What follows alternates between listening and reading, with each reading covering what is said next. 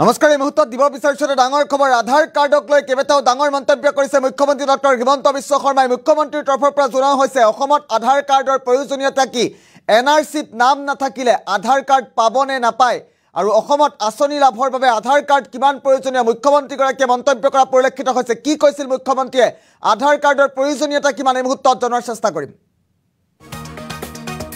ডাঙৰ খবৰ আধাৰ কাৰ্ডক লৈ কেবেটাও বিগ আপডেট এই মুহূৰ্তত জনাৰ চেষ্টা কৰিছো আধাৰ কাৰ্ডৰ বাবে আপুনিও কৰিছিল নেকি আবেদন আপুনি আবেদন কৰিছিল নেকি আধাৰ কাৰ্ডৰ বাবে আবেদন কৰাৰ পাছতো লাভ কৰা নাই নেকি আধাৰ কাৰ্ড সকলো সন্দৰ্ভত মন্তব্য কৰিছে মুখ্যমন্ত্ৰীগৰাকীয়ে এনআৰসিত নাম নোহোৱা সকলেও পাবনে আধাৰ কাৰ্ড তাৰ উত্তৰ দিছে মুখ্যমন্ত্ৰীয়ে আধাৰ কাৰ্ড নোপোৱা সকলক শীঘ্ৰে নিয়ম অনুসৰি দিয়া হ'ব আধাৰ কাৰ্ড নিয়ম অনুসৰি আধাৰ কাৰ্ড প্ৰদান কৰা হ'ব উচ্চতম ন্যায়ালয়ৰ ৰায়ৰ পাছতে লোৱা হ'ব বিশেষ সিদ্ধান্ত বঞ্চিত হৈ থকা ২৭ লাখ লোকৰ ইতিমধ্যে লোৱা হৈছে বায়োমেট্ৰিক সংৰক্ষণ কৰা হ'ব এই বায়োমেট্ৰিকসমূহ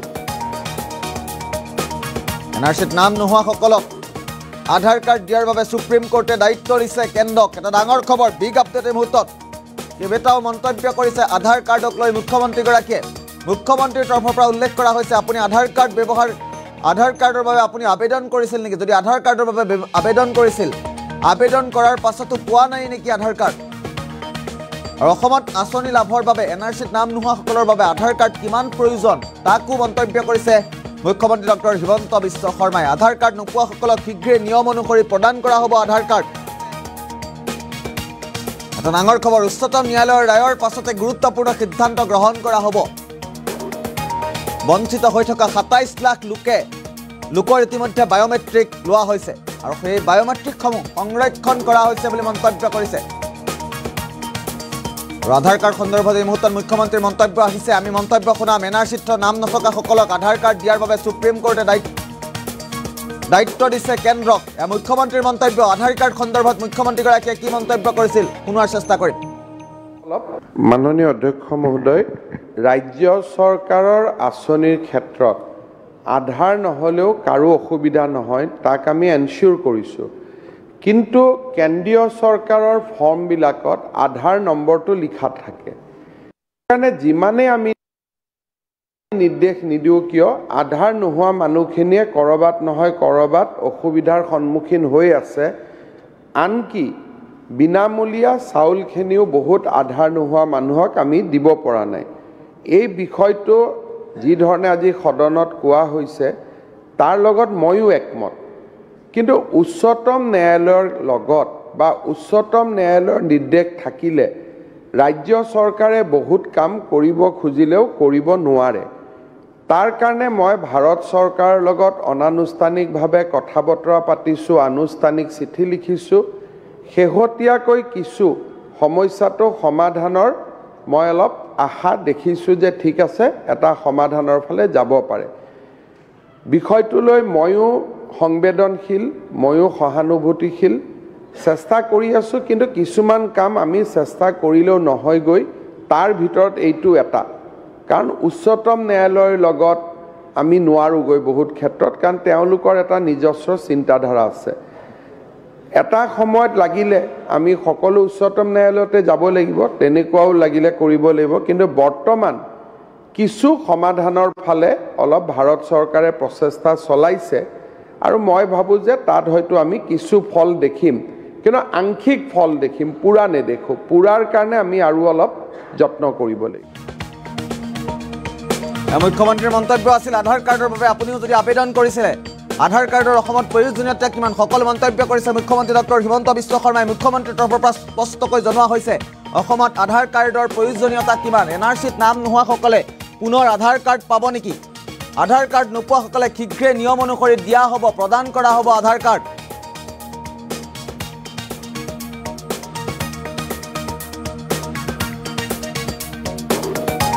আধাৰ কাৰ্ডক লৈ কেইবাটাও বিগ আপডেট মুহূৰ্তত জনোৱাৰ চেষ্টা কৰিছোঁ ডাঙৰ খবৰ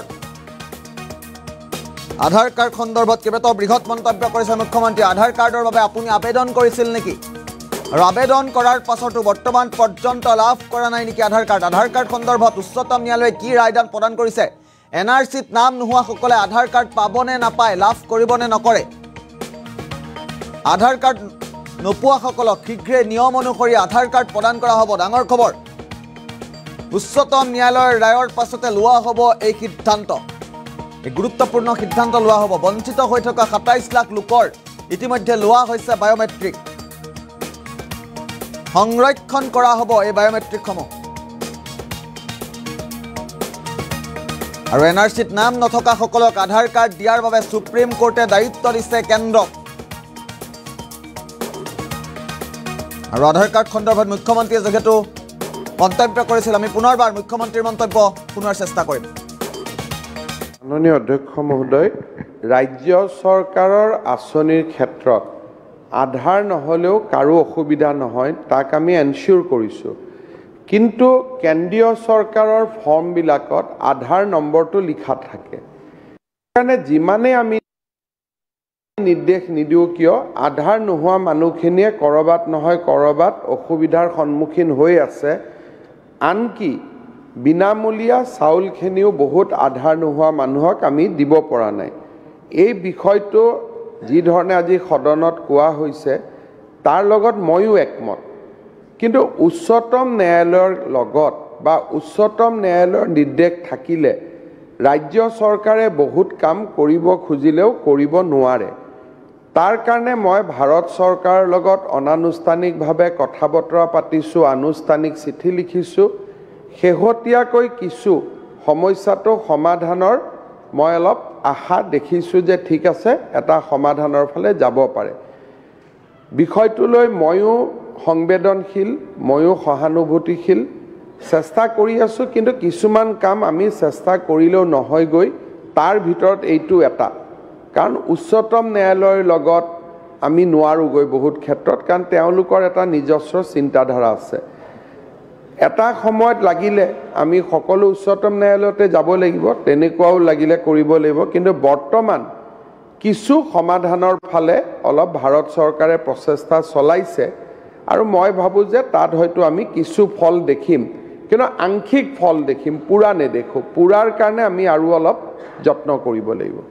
মাননীয় অধ্যক্ষ মহোদয়, ৰাজ্য চৰকাৰৰ আঁচনিৰ ক্ষেত্ৰত আধাৰ নহ'লেও কাৰো অসুবিধা নহয়, তাক আমি এনচিয়ৰ কৰিছোঁ।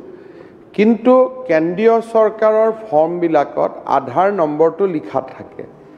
সেইকাৰণে যিমানে আমি নিৰ্দেশ নিদিওঁ কিয়, আধাৰ নোহোৱা মানুহখিনিয়ে ক'ৰবাত নহয় ক'ৰবাত অসুবিধাৰ সন্মুখীন হৈ আছে। আনকি বিনামূলীয়া চাউলখিনিও বহুত আধাৰ নোহোৱা মানুহক আমি দিব পৰা নাই।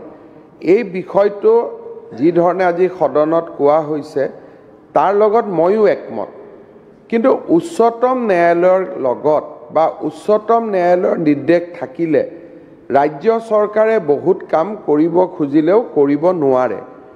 তাৰ কাৰণে মই ভাৰত চৰকাৰৰ লগত অনানুষ্ঠানিকভাৱে কথা বতৰা পাতিছোঁ, আনুষ্ঠানিক চিঠি লিখিছোঁ। শেহতীয়াকৈ কিছু সমস্যাটো সমাধানৰ মই অলপ আশা দেখিছোঁ যে ঠিক আছে, এটা সমাধানৰ ফালে যাব পাৰে।